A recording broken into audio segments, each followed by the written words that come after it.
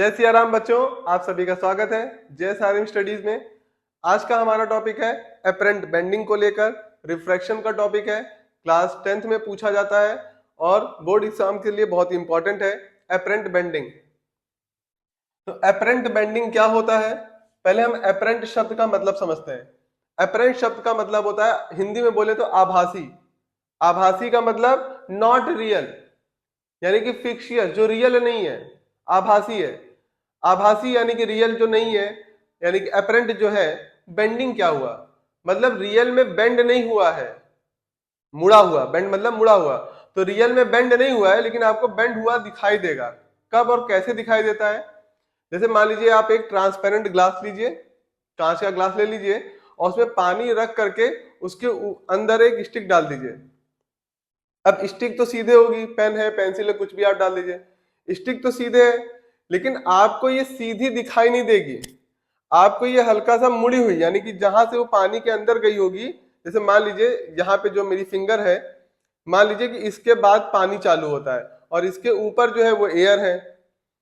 तो जितनी जहां से वो पानी के अंदर स्टार्ट हो गई होगी, वहां से आपको ये मुड़ी हुई दिखाई देगी, यानी कि हल्का सा उठी हुई दिखाई देगी। तो ऐसा लगेगा कि यहां से आकर के ये उठ गई है, टूट गई है, बेंड हो गई है।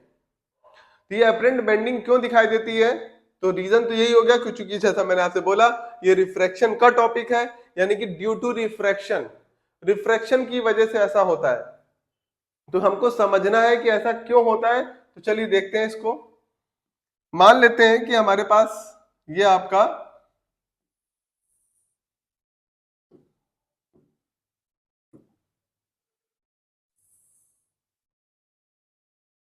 ये मान लीजिए आपका एक वेसल है और वेसल के अंदर यहाँ पे आपका पानी है।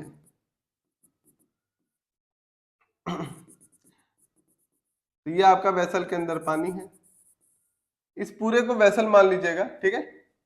और ये वेसल का आपका लास्ट एंड है और इसमें आपने एक येलो कलर की स्टिक रख दी। मान लीजिए ये आपने स्टिक रख दी यहाँ पे,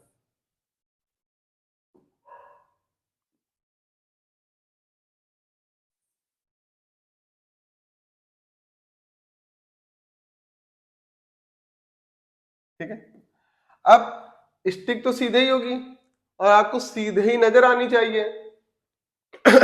लेकिन ये सीधी नजर नहीं आएगी। तो क्यों नजर नहीं आएगी, यानी कि सीधी मतलब स्ट्रेट, स्ट्रेट ये नजर नहीं आएगी क्यों? इसी चीज को सीखना है। तो चलिए देखते हैं। मान लेते हैं बच्चों कि इस पॉइंट को, जिस पॉइंट को आपको देखना है, नीचे वाला पॉइंट, जैसे इसको नाम दे देते हैं। मान लीजिए ये ए है, ये बी है और ये सी है। क्योंकि बेंडिंग कहां से नजर आएगी आपको, अभी समझाया। बेंडिंग कहां से नजर आएगी? उस सरफेस से जहां तक पानी भरा हुआ है, यानी कि बी पॉइंट से आपको बेंडिंग नजर आएगी। तो हमको मान लीजिए इसका टिप देखना है और यहाँ पे बी पे देखना है, ठीक है। तो जब हम इसका टिप देख रहे हैं, यानी कि लास्ट जो पॉइंट है सी, वो देख रहे हैं, तो वहां से एक लाइट ऐसे आई। अब जब लाइट ऐसे आएगी तो आपको पता ही है कि ये आपका डेंसर मीडियम है और ये आपका रेयरर मीडियम है। तो जब लाइट डेंसर से रेयरर में जाती है, एक नॉर्मल आपके लिए ड्रॉ कर देते हैं ताकि बेहतर समझ में आए। मान लेते हैं ये आपका नॉर्मल है, ठीक है। थोड़ा सीधे बना दें ऐसे, ये नॉर्मल है।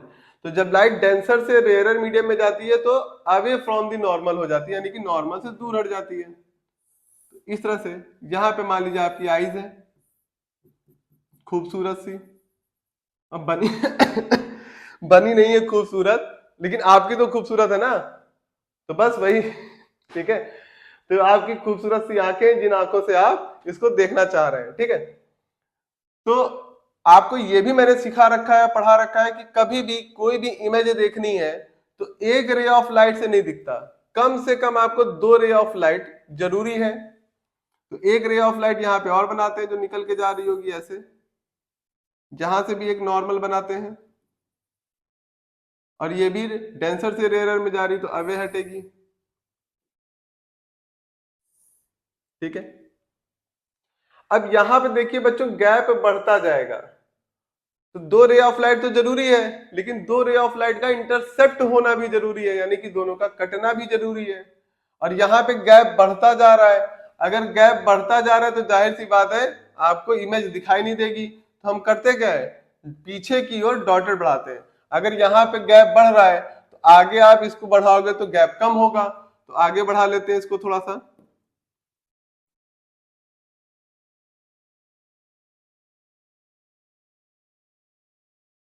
मान लीजिए इस पॉइंट पे इसने इंटरसेप्ट कर दिया, इस पॉइंट को नाम देते हैं डी।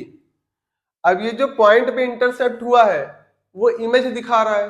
किसकी इमेज? इस ऑब्जेक्ट की, यानी कि सी की, यानी कि इसकी इमेज दिखा रहा है। कहां से? बी से। तो बी से डी तक एक लाइन खींच लीजिए इस तरीके से।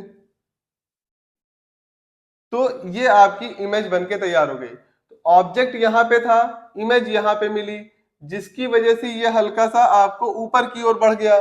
तो जो सीधे जा रहा था बी सी, वो हल्का सा ऊपर की ओर बढ़ गया। यानी कि यहाँ से आपको बेंडिंग दिख रहा होगा कि यहाँ से जो है वो बेंड हो गया। तो इसी वजह से, यानी कि ड्यू टू रिफ्रैक्शन आपको बेंडिंग दिखाई देता है। ये इसका डायग्राम था। इन्हीं सब बातों को आपको अपनी लैंग्वेज के फॉर्म में कॉपी में लिख देना रहता है। बहुत इंपॉर्टेंट है, बहुत बार ये क्वेश्चन पूछा गया है। तो होप सो एपरेंट बेंडिंग आपको समझ में आया होगा। इसी तरीके से एपरेंट डेप्थ भी होता है और उसकी वजह से निकल के आता है शिफ्ट। और ये क्लास 10th में आईसीएससी बोर्ड में इंपॉर्टेंट है। आज हमारा जो टॉपिक था वो सीबीएसई और आईसीएससी दोनों के लिए था। नेक्स्ट टॉपिक में मैं आईसीएससी बोर्ड के लिए लेकर आऊंगा, जहां पे आपका 10th क्लास सीबीएसई बोर्ड में आपका एपरेंट डेप्थ तो है लेकिन शिफ्ट नहीं सिखाया गया है, उसका डेरिवेशन नहीं सिखाया गया है, और ना ही उससे न्यूमेरिकल पूछे जाते हैं, और ना ही उसका फिगर आपके पास है। लेकिन आईसीएससी बोर्ड में है एपरेंट डेप्थ का। तो उस वीडियो को लेकर भी जल्दी आने वाला हूं।